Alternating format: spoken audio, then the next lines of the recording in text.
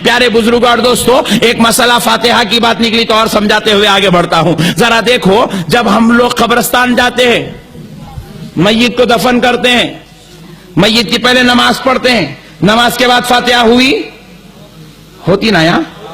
نہیں ہوئی تو کل سے شروع کرو. نماز کے بعد میت پر فاتحہ، تدفین کرنے کے بعد خبر پہ کھڑے ہو کے پھر فاتحہ، پھر اس کے بعد 40 قدم پہ فاتحہ. نہیں، اور یہ آپ غلط بول رہے ہیں. میں سانگلی سے واقف ہوں،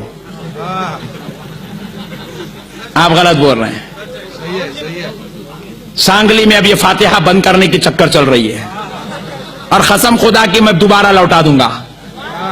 پیارے بزرگوں اور دوستو سنو، نماز کے بعد جو فاتحہ میت پر پڑھی گئی وہ اس لیے پڑھی جاتی ہے کیونکہ اب اس کا دنیا کا سفر ختم. اختتام دنیا پر اس پر فاتحہ پڑھی گئی، اور اس کے بعد قبر پر فاتحہ پڑھی جاتی ہے تدفین کے بعد. کس لیے؟ علماء نے جواب دیا کیونکہ اب یہاں سے آخرت کا سفر شروع ہو رہا ہے، اس کی آخرت کی زندگی پر فاتحہ. پیدا ہوا تھا تو فاتحہ، کیونکہ وہ دنیا شروع ہوئی. مرا تو فاتحہ، کیونکہ دنیا ختم ہوئی. خبر پہ فاتحہ، کیونکہ آخرت شروع ہوئی.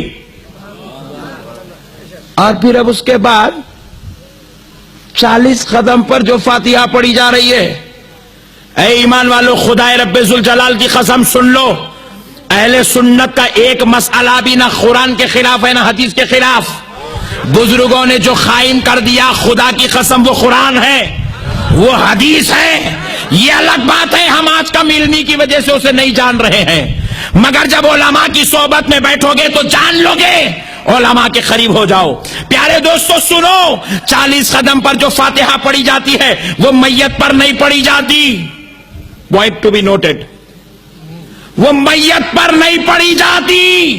پھر آپ پوچھیں مولانا 40 قدم پر جو فاتحہ پڑھی جاتی ہے اس پر تو سانگلی میں جھگڑے ہو رہے ہیں، وہ فاتحہ کس کے اوپر پڑھی جاتی ہے؟ آؤ حدیث شریف سے سناتا ہوں. میرے آقا صلی اللہ علیہ وسلم ارشاد فرماتے ہیں، بخاری و مسلم کی متفق علیہ حدیث ہے، تاجدار کائنات نے فرمایا، ان العبد اذا وضع فی قبرہ فتولی عنہ اصحابہ لیسمع قرعن علیہم.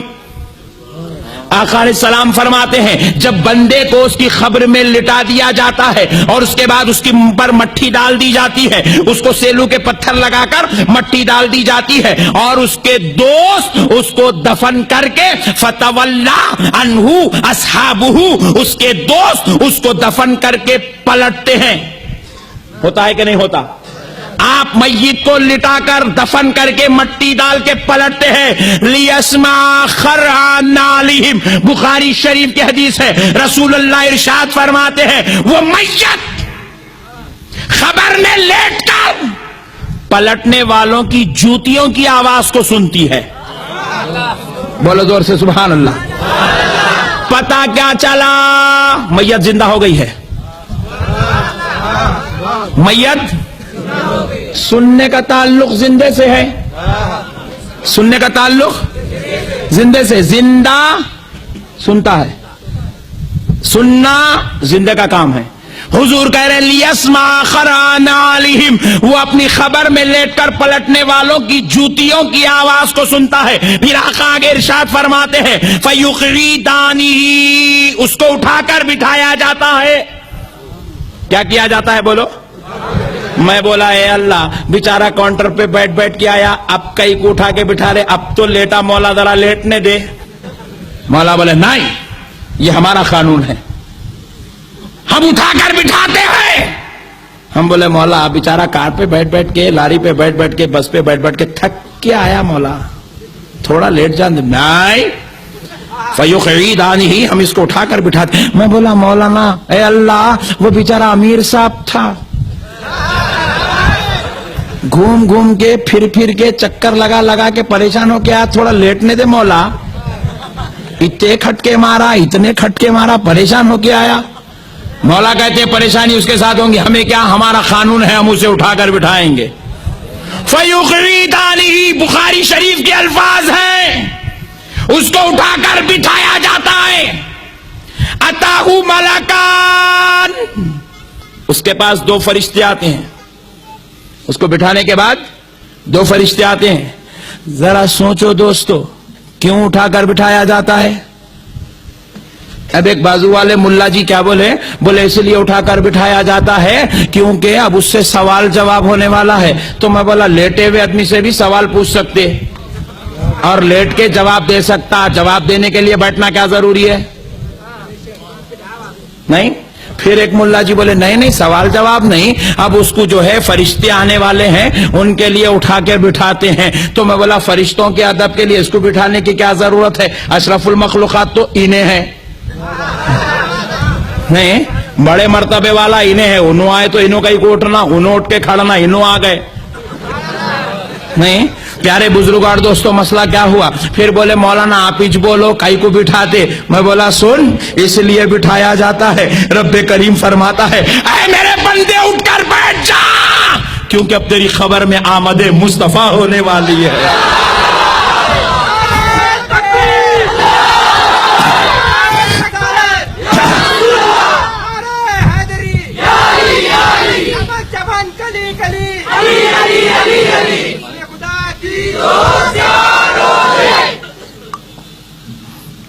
سرکار کی آمد خبر شریف میں ہوتی ہے، اس لیے اس شخص کو اٹھا کر بٹھایا جاتا ہے.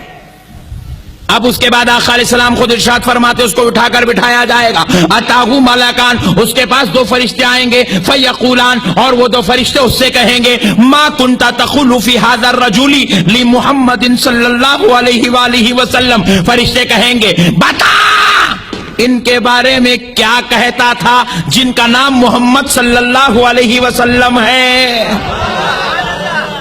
ھذا الرجل کا لفظ ہے، بخاری شریف کے الفاظ ہیں ھذا الرجل. ھذا الرجل کا مطلب ہے یہ ذات اقدس، یہ شخص، یہ ذات اقدس، یہ ہستی اعظم جن کا نام محمد صلی اللہ علیہ وسلم ہے. ما کنت تقول، کیا کہتا تھا جب زمین کے اوپر تھا؟ اب تو دیکھا تو جلوہ بے ہوش ہونے کا ہی ہے، اب نہیں. کیا کہتا تھا؟ میلاد کو جائز سمجھتا تھا کہ ناجائز سمجھتا تھا؟ درود پڑھنے کو ثواب سمجھتا تھا کہ بدعت سمجھتا تھا؟ محفل نعت کو جائز بولتا تھا کہ بدعت بولتا تھا؟ ان کی میلاد کو کہیں شرک تو نہیں بولتا تھا؟ کیا کہتا تھا جب تو زمین کے اوپر تھا؟ ھذا الرجل لمحمد صلی اللہ علیہ وسلم. اب آگے آقا ارشاد فرماتے ہیں فاما المؤمن، پس اگر وہ ایمان والا ہوگا تو کہے گا اشہد ان محمدا عبدہ ورسولہ، میں گواہی دیتا ہوں کہ یہ محمد صلی اللہ علیہ وسلم اللہ کے رسول اور اس کے بندے ہیں. کون؟ ایمان والا. ایمان والا مطلب فاتحہ والا. تھوڑا قریب سے بیٹنگ کرے تو صحیح سمجھ میں آتا. بات سمجھ میں آئی؟ اب انہیں رسول کو مانے گا کیسے؟ یہاں پہچانتا ہی نہیں، انہیں رسول کے اوپر کبھی سلام پڑھا ہی نہیں، اس کی نسبت اور تعلق ہے ہی نہیں. انہیں رسول کی فاتحہ کبھی پڑھا نہیں تو اس کو تعلق ہے ہی نہیں، تو انہیں وہاں کیسے پہچانے گا؟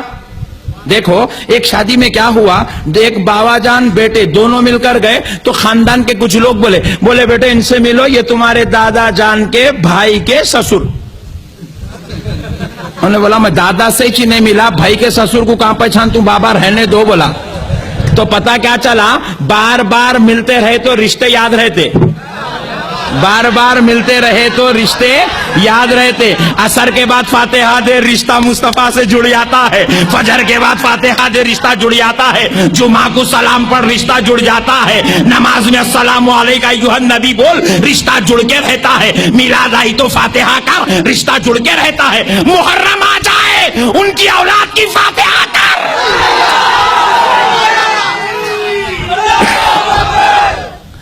ان کی اولاد کی فاتحہ، ان کی اولاد کی فاتحہ کرتے رہو، رشتہ جڑ کے رہتا ہے. فرشتے بولیں گے اے یہ میرے نبی ہے جو تیری خبر میں آئیں گے، تیری خبر میں تجلوہ گر ہوئے ہیں، تیری قبر میں تشریف لائے ہیں. تو اب فرشتوں کو بولیں گے تم ذرا بازو ہٹو، تم کون تعارف کرانے والے؟ تم بیچ میں کہیں کو؟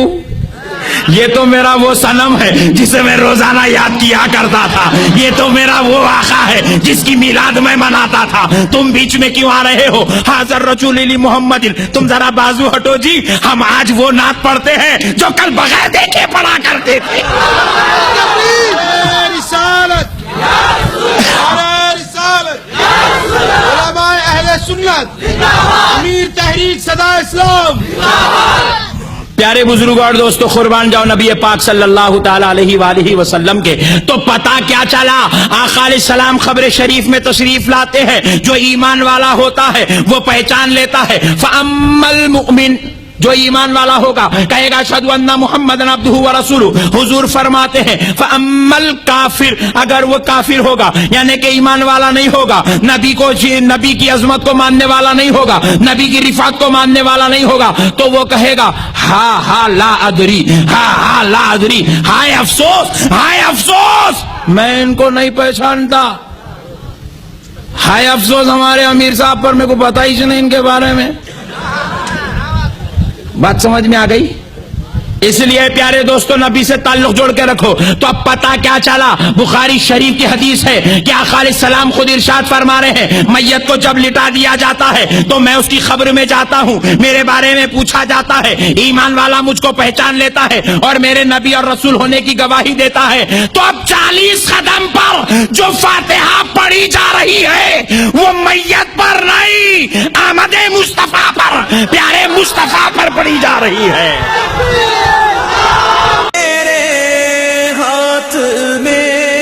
ہاتھ میں نے دیا ہے تیرے ہاتھ میں، ہاتھ میں نے دیا ہے تیرے ہاتھ ہے، لاج یا